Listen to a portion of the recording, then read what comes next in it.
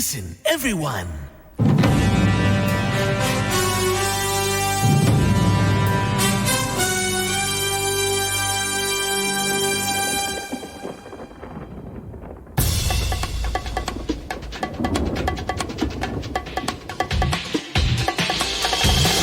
라이브 비상대책위원회.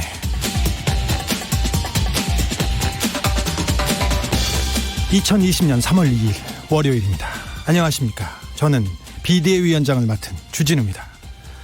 코로나19 확산을 두고 신천지 책임론이 불거지고 있습니다. 서울시가 신천지 이만희 총회장을 서울중앙지검에 고발했습니다. 그런데 검찰은 강제 수사를 고심하고만 있습니다. 2부 새 코너 기자들의 수다에서 아주경제사회부장 장용진 기자와 다퉈보겠습니다. 코로나19 첫 확진자가 나온 지 42일이 지났습니다. 확진자만 4,000명이 넘었는데요.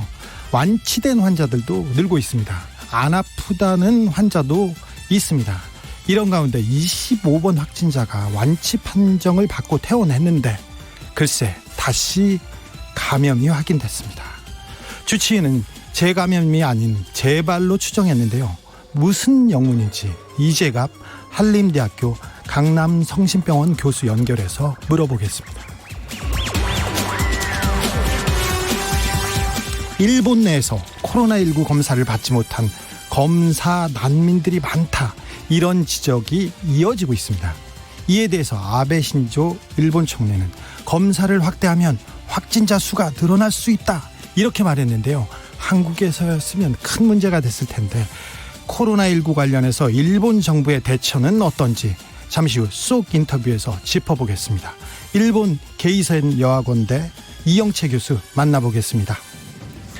라이브는 계속되어야 한다. 여기는 라이브 비디오입니다.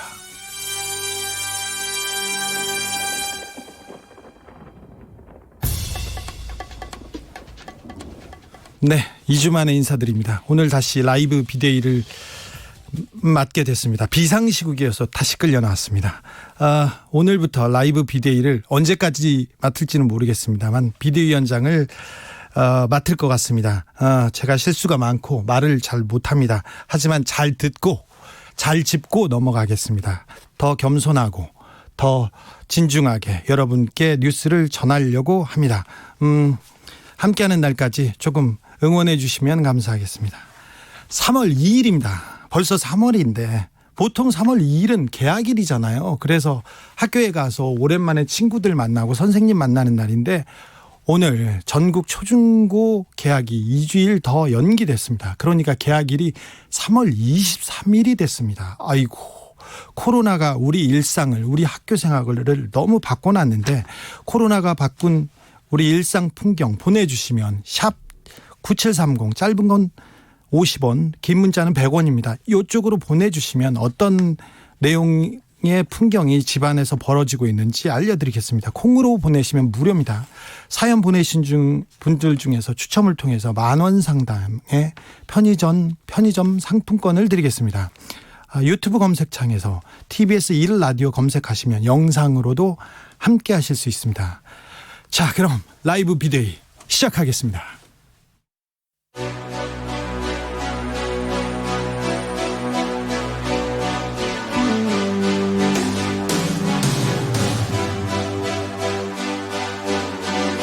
라이브는 계속되어야 한다. 살아남아야 한다.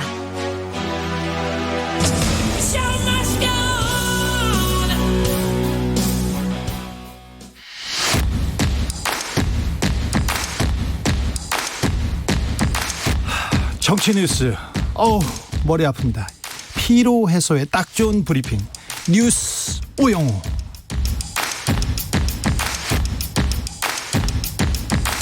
정상근 기자 오시겠습니다. 네, 안녕하십니까. 네, 오랜만에 뵙습니다. 네, 오랜만에 뵙습니다. 네, 제가 타방송곡을 또 불렀답니다. 죄송합니다. 네. 실수로 덮는 DJ 주진우입니다. 네, 제가 더 큰 실수로 그 네. 실수를 덮겠습니다. 그러지 마시고요. 네, 라이브는 계속돼야 됩니다. KBS 라이브입니다. 라이브 비데이를 든든하게 지켜주시는데 항상 네. 정상근 기자 브리핑 들으면 좀 깔끔하고요. 시원합니다. 이것만 들으면 잘 정리가 됩니다. 아, 네, 감사합니다. 네. 특별히 라이브 비데이에는 지금 비상시국이기 때문에 더 잘해 주셔야 됩니다. 네. 다른 데 가서 똑같이 풀지 마시고 좋은 뉴스는 숨겨놨다가 여기서 하나씩 풀어주시고요. 네, 최선을 다하겠습니다. 네, 최선을 다해야 됩니다. 네. 네, 그러시죠. 오늘 첫 뉴스는 아이고 그래도 코로나 얘기를 안 할 수가 없습니다. 주말 사이에 확진자가 확 늘었습니다.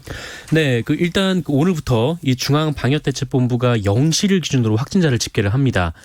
이전에는 하루 2차례 집계를 했었는데 9시 기준 그리고 16시 기준이었어요. 사실 밤에 나오고 아침에 나오고 막 그래서 네. 혼선이 좀 있었습니다. 맞습니다. 그래서 지금 숫자가 무의미한 상황이기도 하고 또 두 번 하다 보니까 현장에서 좀 굉장히 힘들고 혼란스러운 면이 있었다. 이렇게 토로를 하는 분도 계셨습니다. 그래서 오늘부터는 0시 기준으로 발표가 나고 또 0시 기준으로 말씀을 드리겠습니다. 네. 그래서 0시 기준 확진자는 총 4,212명이고요. 이 금요일 오후 4시 기준 확진자가 2,337명이었으니까 이 주말 이틀 사이에 1,875명이 증가를 했습니다. 확진자는 대부분 대구, 경북에서 나왔는데 이 대구의 확진자가 73%가 넘습니다. 3,081명이고요. 경북이 624명, 경기도와 서울이 각각 92명, 91명으로 또 100명에 육박을 했습니다.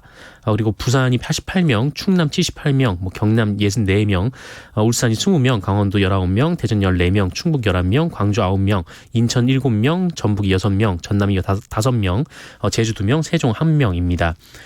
격리 해제된 사람은 총 31명이고요. 현재 국내에서 총 33,800여 명이 검사를 받고 검사 결과 음성으로 확인된 사람도 71,580여 명에 이릅니다. 7만 1,000명이요? 예. 음성으로? 이게 총 10만 명이 넘는 분들이 검사를 받았고 그중에서 음성이 7만 1,000명이 넘었습니다. 네. 사망자도 빠르게 늘고 있어서 26명이 됐습니다. 이 공식 발표는 22명인데요. 4명이 또 공식 발표 이후에 더 사망한 것으로 전해지고 있습니다. 이 대부분 사망자분들은 대구 시민분들이고요. 또 고령의 기저질환을 앓고 계셨던 분들이다라고 발표가 됐습니다. 신천지 아무래도 코로나 책임론이 신천지에 지금 일고 있는데요. 네네. 방금 전이었습니다. 방송 시작 방금 전에 이만희 총회장이 기자회견을 열었습니다. 일단 기자회견장으로 먼저 가보실까요? 31번 코로나 사건과 관련하여 신천지 대표로서 국민 여러분께 진심으로 사죄 말씀드립니다. 고의적인 것은 아니지만 많은 감염자가 나왔습니다. 그래도 최선의 노력을 했습니다. 그러나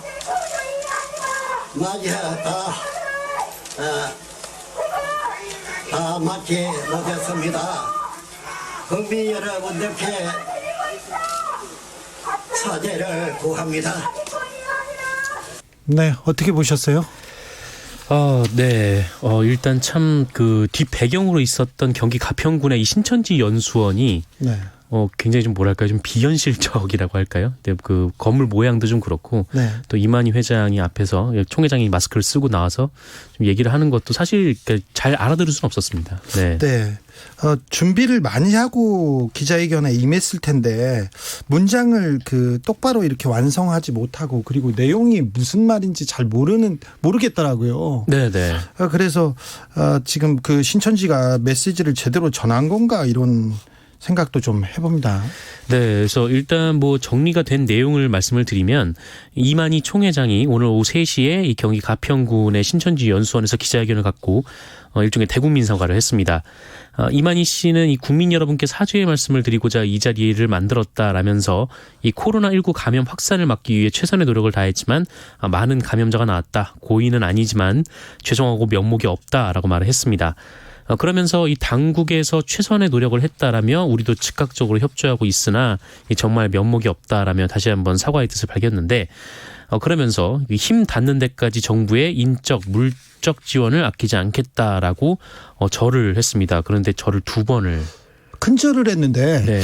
원래 교회 다니는 분들 큰절 안 하지 않습니까? 네, 절을 안 하죠. 근데 뭐 인사의 의미로서 뭐 절을 한 것 같긴 한데. 사죄 의미로 2번 하셨어요. 네, 그리고 네, 시계를 박근혜 대통령 시계를 차고 나왔습니까? 네, 이 기자들도 많이 좀 눈에 띄었는지 관련 보도가 많이 나왔는데요.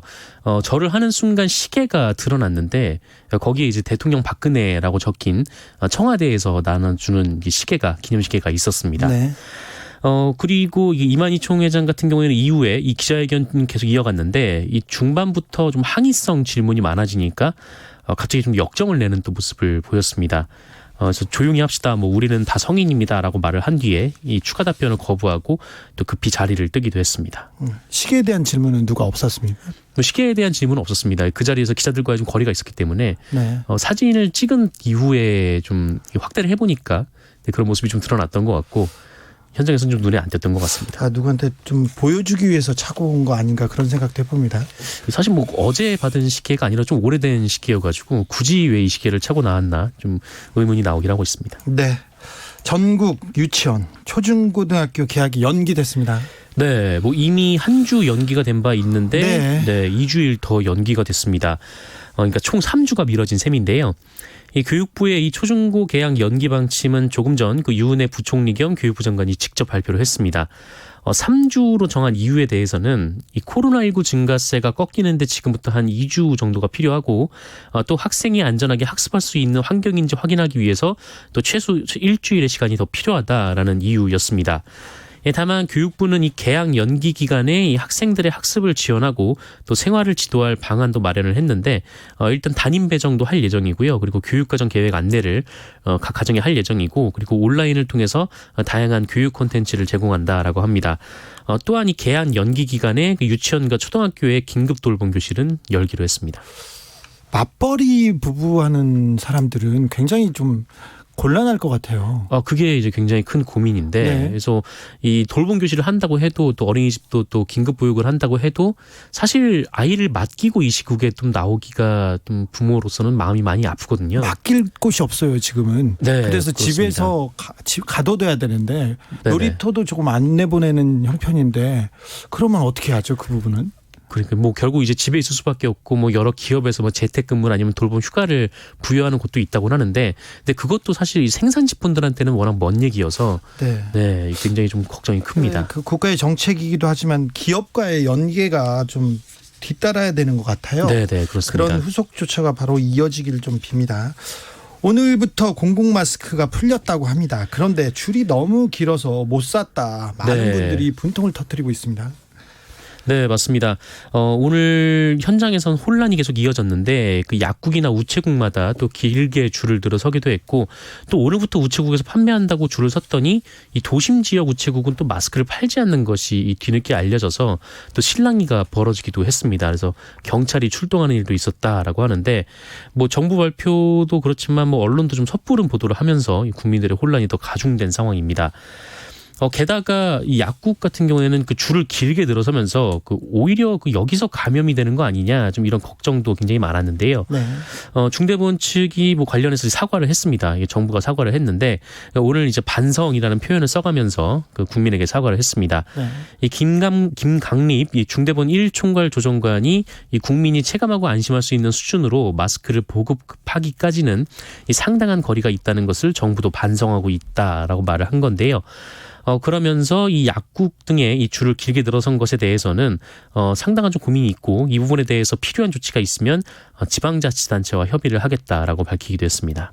언론에서 공포를 조장한다, 이 얘기에 대해서는 한마디 좀 하고 싶은데요. 네. 미국에서 첫 코로나 사망자가 나왔습니다. 3월 1일에. 그때 백악관에서 트럼프 대통령이 기자회견을 바로 열었는데 이 얘기를 하셨어요. 확진자가 좀 나올 것도 같다. 건강한 사람은 걸려도 괜찮으니까 너무 걱정하지 마라. 그러면서 공포에 빠질 이유가 없기 때문에 언론, 정치인 모든 관계자들은 공포를 조장하지 말 것을 요청드린다. 이런 얘기를 했는데, 우리가 그 공포 위주로, 그리고 코로나를 가지고 그 정부를 비판하는 언론의 목소리가 커지면서 이 마스크도 공포가 커지면서 마스크를 사야겠다는 이런 생각도 커진 것 같아요. 근데 아무튼 마스크를 사지도 못하고 이게 좀 공포가 계속 조장되는 이런 분위기는 좀 걱정이 됩니다. 네, 그렇습니다. 이렇게 시절이 하수산한데 또 북한은 전혀 네. 도와주지 않습니다.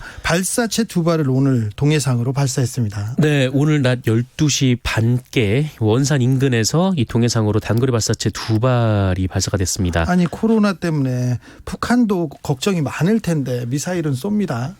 네, 그렇습니다.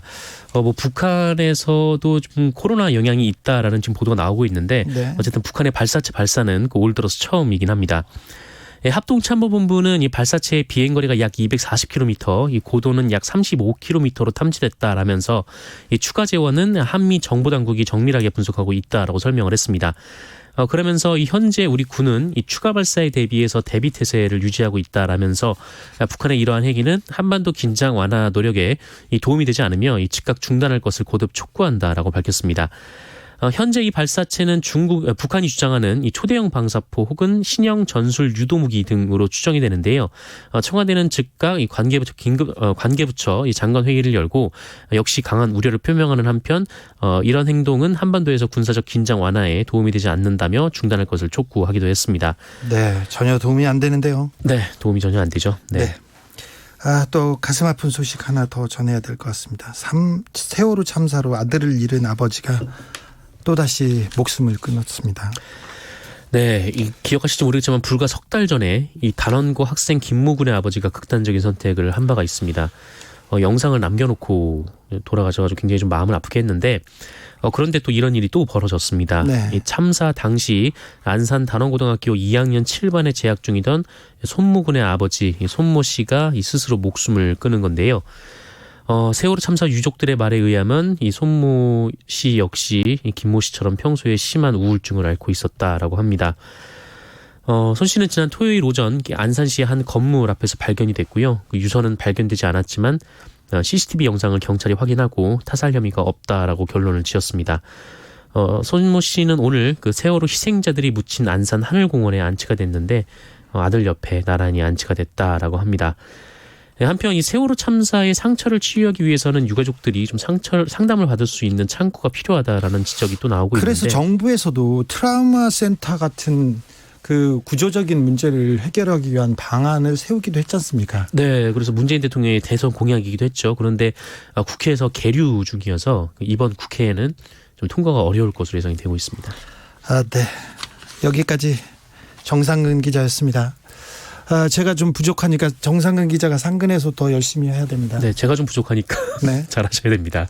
네. 고맙습니다. 감사합니다. 고맙습니다. 네. 코로나19가 바꾼 일상 풍경 문자 보내달라고 했더니 여러분들께서 많이 보내고 있습니다. 7073님, 개학이 또 연기된다고 하니 새 가방 사놓고 친구들 만날 기대에 부풀었던 초등학교 4학년 셋째 울어요. 저는 삼시세끼 하기 버겁고요. 개학을 학수고대 중이에요. 어머님이 좀 더 괴로워하시는 것 같아요. 네. 1315님, 미리 사둔 마스크가 100개 남아서 아직 여유롭지만 우리 가족들 외출 자제하고 쓰던 마스크도 일광소독해서 2-3번 다시 씁니다. 일광소독해서 2-3번 다시 써도 되는 건지 며칠 동안 써야 되는 건지 이거는 이재갑 교수님한테 제가 한번 여쭤보겠습니다. 7506님, 주 기자님 화이팅. 오늘도 유튜브로 보고 있어요. 네, 감사합니다. 처음으로 학부모 되는데 자꾸 미뤄지고 있어요. 빨리 학부모가 되고 싶어요. 우리 아이 집에서 유튜브만 봐요. 유유. 네. 그러게요. 네. 3월 2일이면 손잡고 입학식하고 아이를 학교에 맡겨놓고 참 초등학교를 보내는 부모의 마음. 네. 안타깝습니다. K77105877님입니다. 석 달째 겨울방학하네요. 엄마들 밥하느라 힘들어요. 힘드시죠? 애들이 둘이라 더 힘들어요. 힘드시죠? 지금 퇴근하고 집으로 밥하러 가야 돼요. 아이고, 어서 지나갔으면 좋겠어요. 아이고, 우리 주부님들을 위해서라도 빨리 코로나가 진정되고 빨리 일상으로 돌아가야겠습니다. 교통정보센터로 가겠습니다. 윤여은 씨. 네, 고속도로는 수월합니다. 경부고속도로 서초 일대 양방향에서만 정체인데요. 서울 쪽은 서초에서 반포, 부산 쪽은 한남에서 서초까지 밀리고요. 서울 외곽고속도로 판교에서 일산 쪽은 장수에서 송내까지, 반대 일산에서 판교 쪽은 서운 분기점에서 송내까지 정체입니다. 서해안고속도로 서울 쪽은 금천 부근에서 밀리고요. 평택 시흥고속도로 평택 쪽은 조안 부근에서 2km 정체입니다. 제2경인고속도로 인천 쪽에는 돌발 상황이 생겼는데요. 문학과 하기 분기점 사이 3차로에 장애물이 있고요. 중부고속도로 남이 쪽도 모가 1, 2차로에서 장애물을 처리하고 있어 주의가 필요해 보입니다. KBS 교통정보센터였습니다.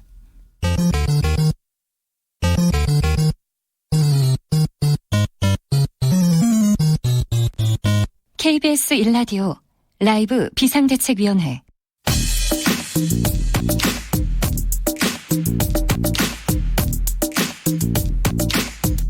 속 인터뷰.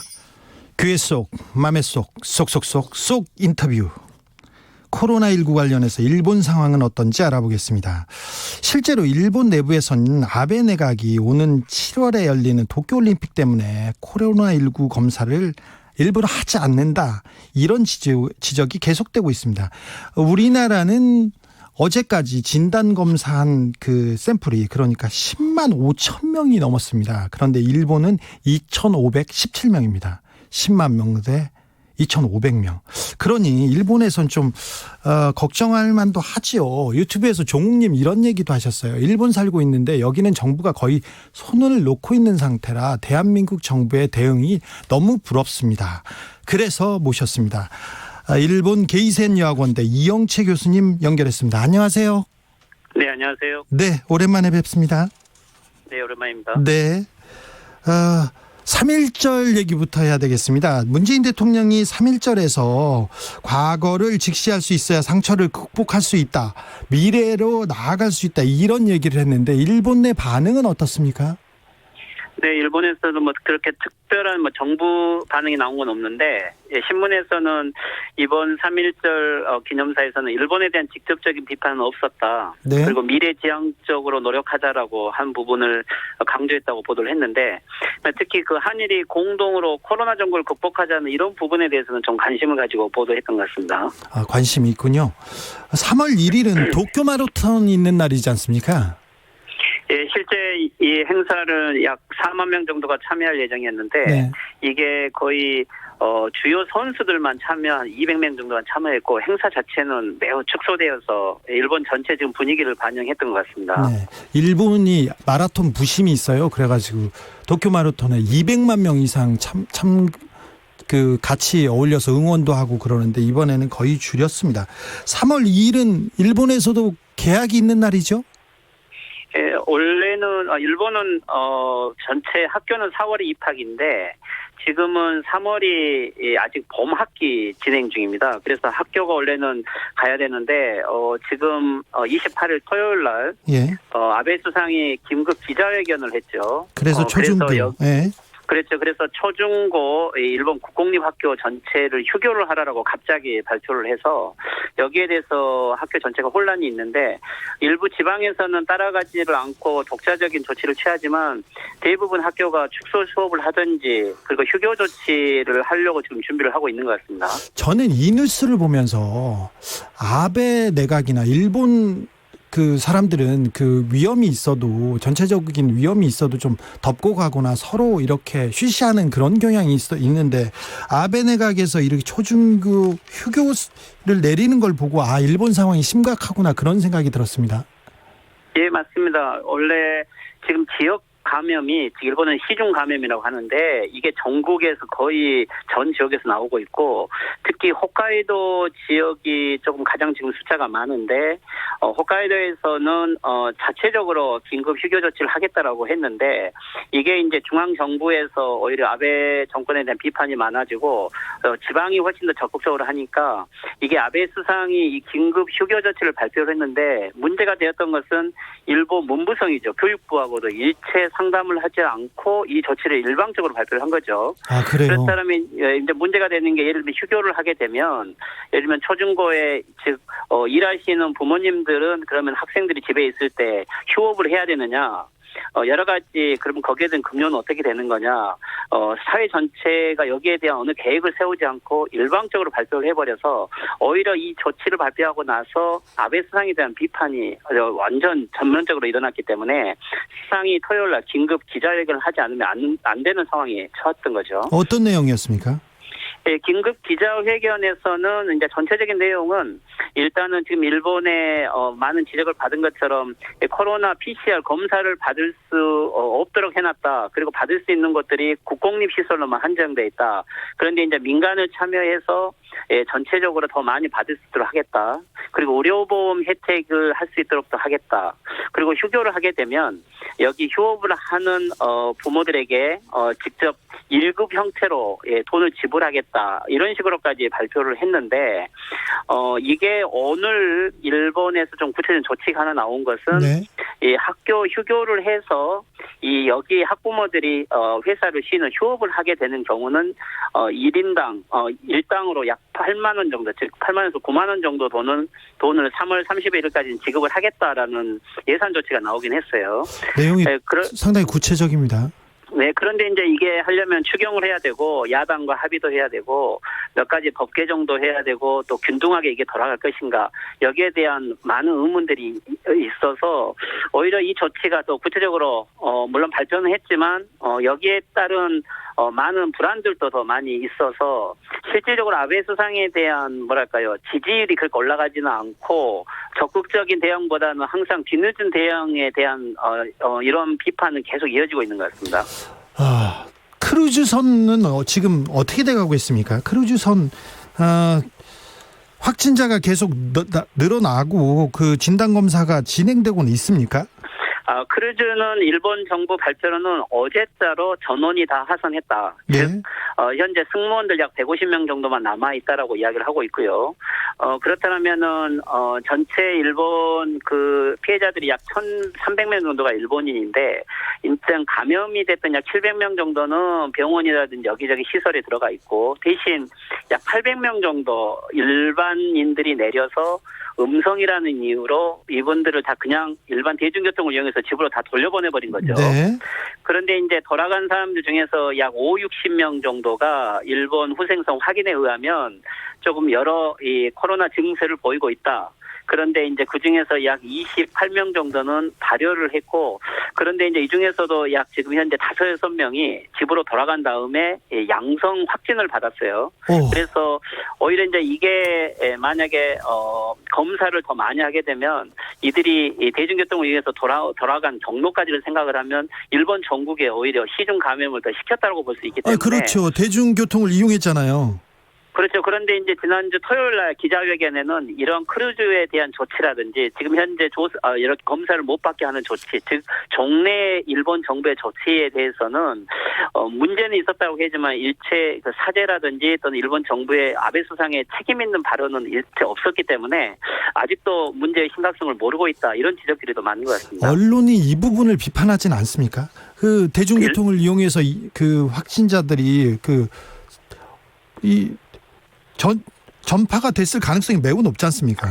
그렇죠. 미국이라든지 다른 나라들은 이 크루즈선에서 데려간 자국민들을 대부분 다 2주 격리를 해서 그 결과를 보겠다는 건데 일본 같은 경우는 오히려 대중교통을 이용해서 돌려보냈기 때문에 미디어들은 대부분 이 부분을 강력하게 지적을 했고 그렇지만 이제 여기에 대해서는 만약에 개인을 격리 조치를 하게 되면 비용이라든지 만약에 여기서 확진자가 나오면은 병원에 대한 입원에 대한 수속이라든지 즉 재정이나 인원이나 이런 부분들이 워낙 많이 든다고 생각을 해서 일본 정부는 각자 책임으로 이 부분을 방치했던 거죠.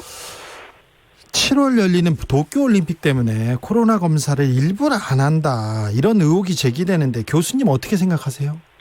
이 부분은 여러 가지 간접적인 뉴스에 의하면 일본 내각 회의에서도 그런 공식적인 발언이 있었다고 하고 오늘 또 아베 수상이 실제 이 확진자 수가 늘어나게 되면 이런 국회 행사에 영향이 있다라고 간접적으로 이 부분도 인정을 했죠. 그래서 실제 지금 검사를 국공립기관으로 한정하고 있는 것은 이 코로나 확진자를 억제하기 위한 어떤 중앙 통제이기도 한 측면이 있죠. 아마 이 부분은 미디어들이라든지 일본의 텔레비에 나온 패널들도 다 지적하고 있기 때문에 아마 일본 정부의 본심도 이 부분에는 있는 것 같습니다. 교수님, 저는 코로나19보다 후쿠시마 오염수 배출이 더 무서워요. 특별히 그 국제 원자력기구 IAEA 라파엘 사무총장이 대표적인 또 친일파 아닙니까? 그래서 해양 방류가 전혀 문제가 없고 국제 관례다 이런 얘기도 해가지고 일본이 이 코로나 와중에 오염수를 방출하지 않을까 그게 걱정되고 두렵습니다. 예, 원래 이 일본 도쿄올림픽이 개최된 목적도 후쿠시마 방사능 문제를 전환시켜서 일본이 부응하는 이런 모습을 보이려고 한 건데 실제 문제는 후쿠시마 방사능 문제라든가 오염수 문제가 심각했던 거죠. 그런데 이제 코로나 사태로 문제점들이 좀 전환되는 이 시기에 실제 국제기구를 설득시켜서 마치 오염수 이 해양 방류가 유일한 대책인 것처럼 국제기구들을 지금 동의를 받고 있는데 아마 이 부분은 한국의 국제기구에서 더 지적을 해야 되고 오히려 보면 또 코로나로 이 문제를 물타기해서 넘어가려고 하는 이런 모습들을 일본이 네. 좀 전략적으로 하는 것 같습니다. 네, 그렇습니다. 그래서 걱정이에요. 저기 일본에서 양심 있는 사람들은 아니 방사능 폐기물을 오염수를 바다에 버리는 거지 않습니까? 환경을 죽이는 거잖아요. 근데 이게 일본에서 지각 있는 지성들이 이거에 대해서 문제 제기하지 않습니까? 일본 내에서도 예를 들면 후쿠시마 지역의 주민들이나 어민들은 오히려 이게 후쿠시마 문제를 도와주는 게 아니고 더 이미지를 악화시킨다고 이야기를 하고 있고요. 아니 바다를 죽이는 일이니까요. 그렇죠. 그리고 오히려 환경단체들이나 지식인들도 훨씬 더 이 국제기구에 오히려 더 공식적인 일본 정부가 신뢰 있는 수치를 제출해야 된다라고 이야기를 하지만 실제 아베 정권의 전반적인 방식은 여하튼 이 올림픽을 통해서 경제 성장이라든지 부흥만을 이야기를 하지 이런 오염수 문제라든가 방사능 문제에 대해서는 일체 신뢰성 있는 정보 공개를 하고 있지 않기 때문에 미디어들도 그런데 이 부분은 침묵하면서 많이 동조하고 있는 것 같습니다. 이게 이제 일본 언론을 장악하고 있는 하나의 병폐인 거죠. 교수님이 더 열심히 나서 주셔야 되겠는데요. 일본 정부에 좀 영향을 좀 예. 미치고. 열심히 한일 간에 많이 이야기를 하는데 오히려 일부 우익들이 저에 대한 공격이 더 많은 것 같습니다. 일본 경제 지표가 마이너스 6.3%가 될 것이다. 이런 발표가 있었잖아요. 그렇죠. 부분은 일본이 지금 올림픽 때문에 뭐 건설 경기도 좋아졌다고 경기가 살아난다고 했는데 마이너스 성장을 기록할 것으로 보입니까? 실제 작년 10월부터 12월 일본은 작년 10월에 소비세를 10%로 이제 공식으로 인상을 했는데 이 10월부터 12월 경기 지표가 지난달 말에 발표된 거죠. 그런데 이제 이 기간이 마이너스 1.3% 벌써 일본이 경기 후퇴가 있었고 이 수치를 그대로 1년간 적용하면 마이너스 6.3%다. 그런데 일본 전문가들은 최소 마이너스 4% 정도 되지 않겠냐고 했는데 6.3%는 너무 큰 거죠. 이게 네. 이제 일본 경기가 벌써 불안 국면에 들어갔다는 것을 반영하는 거고 일본은 이제 한국과의 이 관광 규제 문제라든지 무역에 좀 흑자 조치를 적자를 받기 때문에 중국을 통해서 관광객을 들어오고 또 중국과의 무역을 활성화시키기 위한 전략을 쓴 건데 이 코로나 사태로 지금 중국 관광객이 오지 않고 또 일본의 많은 제조업들이 중국의 현장 공장을 가지고 있는데 지금 도요타라든가 몇 개 공장이 지금 조업 중지 중에 있어서 일본의 전략이 아베 수상의 전략이 잘 먹혀 들어가고 있지 않아서 일본 경기는 명확하게 불안 국면으로 들어가 있는 것 같습니다. 불안 국면으로 들어갔기 때문에 올림픽을 취소하지 않을 것으로 보입니다. 아베는 그렇죠. 결사적으로 막을 것으로 보이는데 그래서 예. 코로나도 명확하게 투명하게 이렇게 밝히거나 검사하려고 하지 않은 것 같아요, 일본은. 두 가지 목적이 있는데 일단은 만약에 올림픽을 안 하게 되면 하나는 이것은 일본 경기가 그 새로운 돌파구가 없다는 거고 두 번째는 정권 자체가 붕괴될 확률이 많죠. 아베 정권은 이걸 통해서 헌법 개정까지 할 생각이었는데 이 올림픽은 그러니까 정치적 목적이 많은 거고요. 실제 이번 코로나 사태를 왜 이렇게 방치하는가 이런 부분에 오늘 아베 수상이 국회에서 중요한 발언을 했는데 원래 이 코로나 사태를 통해서 지금 현재 개인에게 통제를 못한다. 지방자치단체 권한이 많아서 중앙정부가 할 수가 없다. 오히려 방치를 하면서 늦게 대처한 것에 대한 반성이 아니고 이것은 일본 헌법이 너무 약해서 그런다고 하면서 긴급사태법이라고 하는 건 선언이죠. 즉 국민의 자유와 그리고 일상생활을 통제할 수 있는 조치를 헌법을 개정하겠다. 즉 이 선언을 할 수 있도록 법 개정을 하겠다라고 오늘 선언을 했어요. 기승전 헌법 타령이네요. 그렇죠. 결국은 오늘 이 코로나 사태의 혼란을 정부의 무능을 인정하기보다는 오히려 법이 약하다는 것으로 해서 정권의 권한을 더 강화시키는 방향으로 가는 것 같습니다. 여기까지 하겠습니다. 감사합니다. 교수님. 네, 수고하십시오. 지금까지 일본 게이센 여학원대 이영채 교수님 함께했습니다.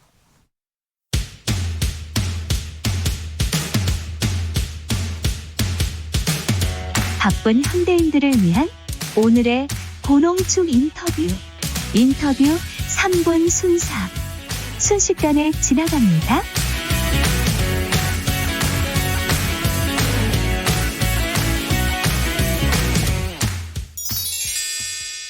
오늘의 3분 순삭 인터뷰. 코로나19 집단 감염과 대구 경북 지역 확산의 주요 원인으로 지목되고 있는 신천지. 베일에 쌓여있던 신천지의 구조와 포교 방식, 그리고 신천지 이만희 총회장의 배임 횡령 의혹들이 속속 드러나고 있는데요. 신천지를 직접 접했던 사람들의 생생한 증언 들어보겠습니다. 먼저 전국 신천지 피해자연대 신강식 대표와 신천지 피해자 가족 이현우 씨와의 인터뷰입니다. YTN 라디오 노영희의 출발새 아침과의 인터뷰입니다. 신천지에서는 교주의 지시나 또는 신천지 방침을 잘 따라야지 네. 구원을 받는다라고 이야기하거든요. 네. 그 방침을 따르기 위해서 다른 것들을 전부 포기하고 정상적인 삶을 포기하는 거죠. 네, 네. 예를 들어서 학업을 포기한다든지 네. 또 직장을 포기한다든지 또는 이혼하고 또 가출하면서까지도 네. 이제 그 신천지의 방침을 따르고 지키기 위해서 네. 그렇게 애쓰는데 우리 딸은 뭐라고 했냐면요. 이 이만희 교주가 설교에 자기는 그 전셋집에서 산다고 그렇게 설교를 했대요. 이만희가 자기는 네. 전셋집에 산다? 네, 네, 설교 시간에. 돈이 없어서? 네, 돈이 네. 없어서. 네. 그렇게 청렴 결백하게 산다고 그렇게 설교를 했는데 우리 딸하고 이제 그 얘기를 하는 중에 우리 딸은 그거를 완전히 믿더라고요. 신천지 교주 이만희에 대해서 아주 깨끗하고 훌륭한 사람으로 알고 있기 때문에 신천지 신도들은 거의 다가 뭐 그렇게 생각을 하고 있어요. 뒤에 뭐 이렇게 뭐 회임 백령 몰랐어요? 몰라요 전혀 몰라요. 일반 신도들은 전혀 몰라요. 아마 이 명단과 장소를 공개할 권한을 가진 사람은 신천지에선 유일하게 이만희 교주 외에는 없을 거라고 생각을 합니다. 그래서 저희 단체에서는 이만희 교주를 또 신천지를 이런 그 코로나 감염병 예방법에 따라서 이렇게 고소하게 됐던 것입니다. 지난 주말 정운현 이낙연 전 총리 비서실장에 충격적인 폭로가 있었습니다. 이낙연 총리 재직 당시 신천지가 이 총리에게도 접근을 해왔었다는 건데요.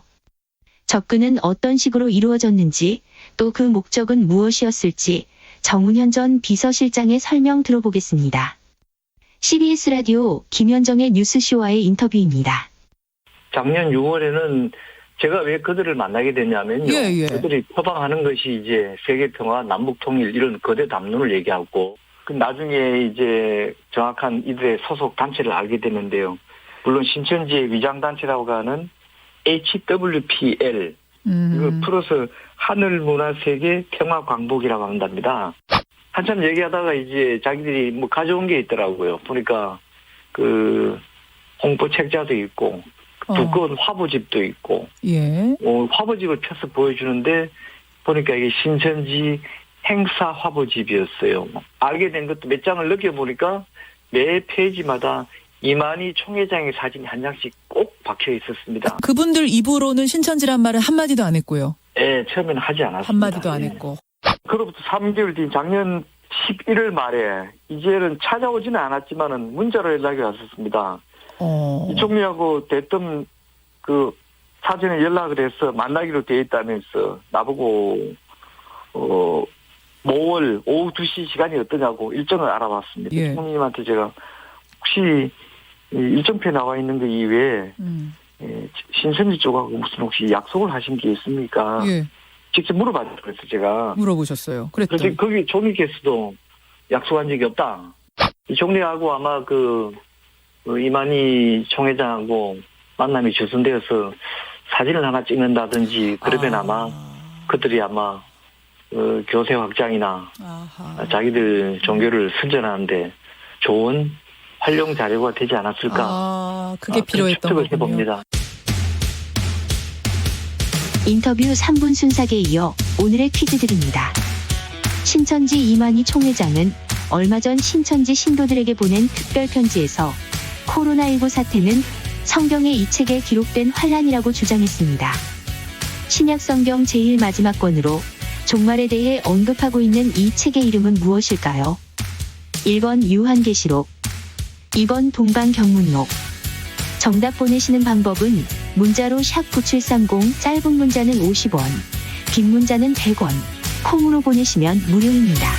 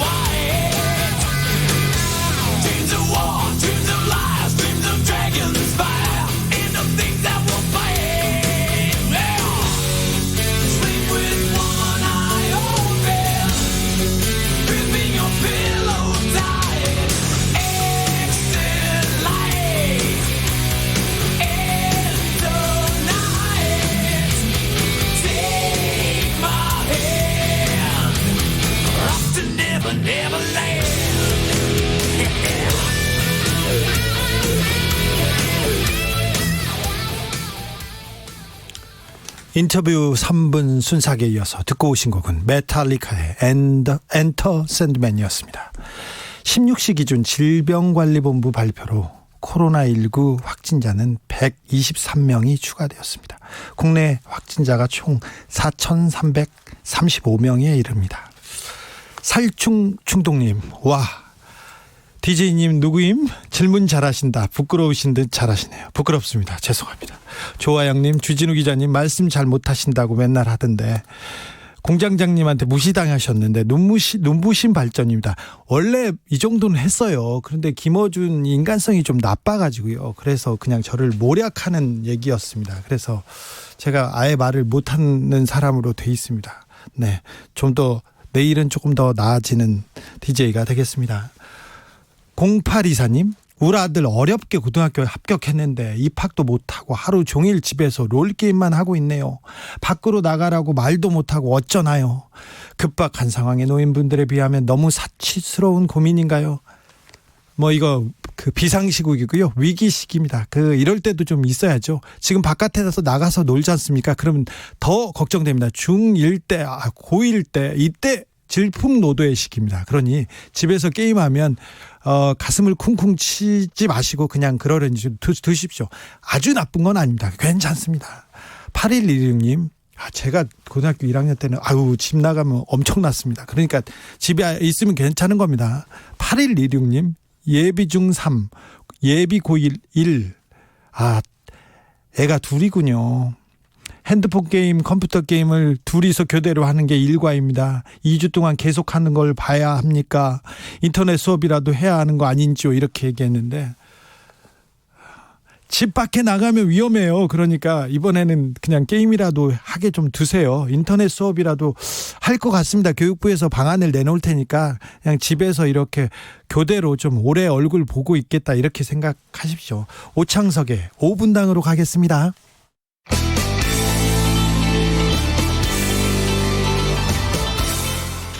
딱 5분이면 됩니다. 5분 동안 대한민국 정당 소식을 국제심판처럼 공평하게 공정하게 전해드립니다. 오창석의 5분당. 라이브 비대위에서 5당 명예 대변인을 맡고 있는 자칭이죠? 네. 오창석 평론가 모셨습니다. 안녕하세요. 네, 안녕하세요. 오창석입니다. 네.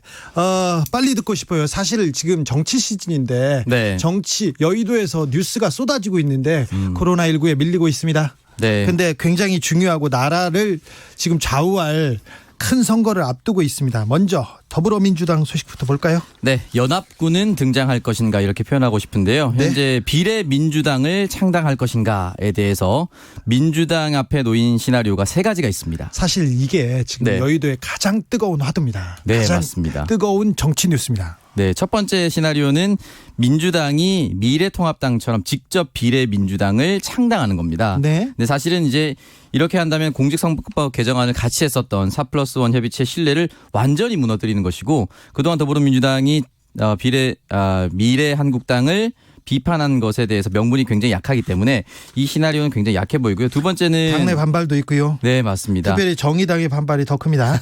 네, 맞습니다. 네. 두 번째는 여권 성향의 외부 세력. 이 비례대표용 정당을 내세우고 네. 여기에 민주당 인사 일부가 참여하는 방법인데요.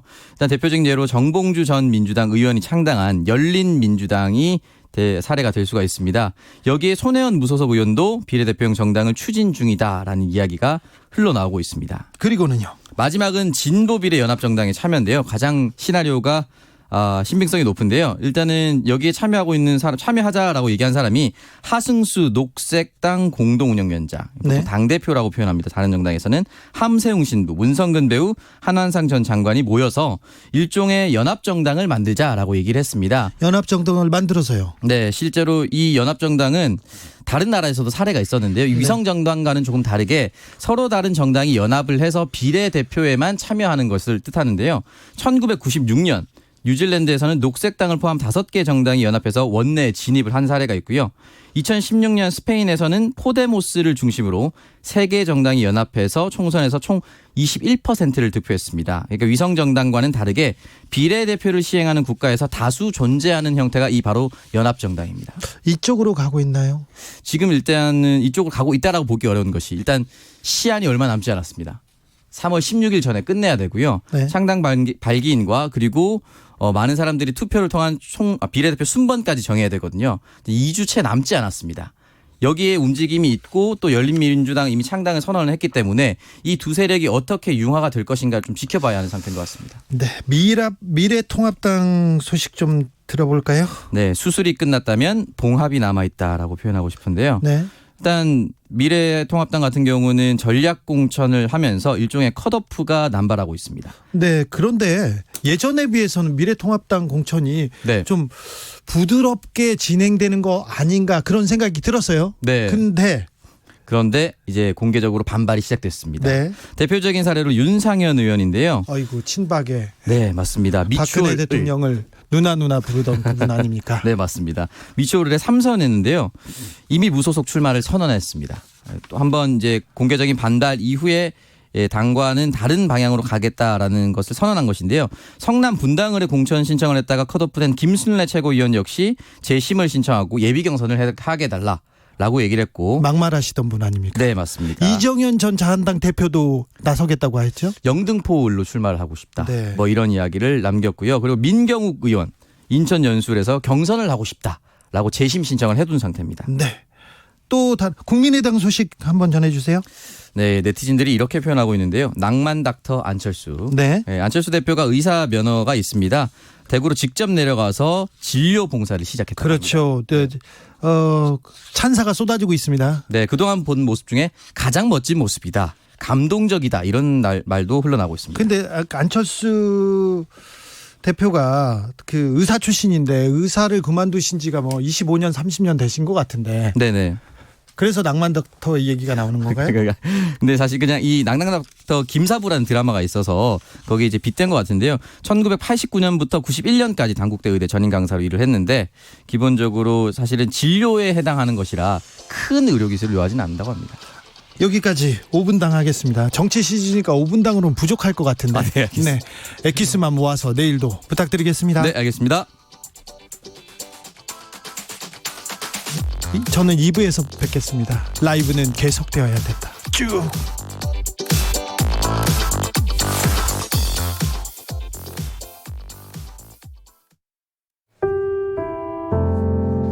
KBS 라디오 연중기획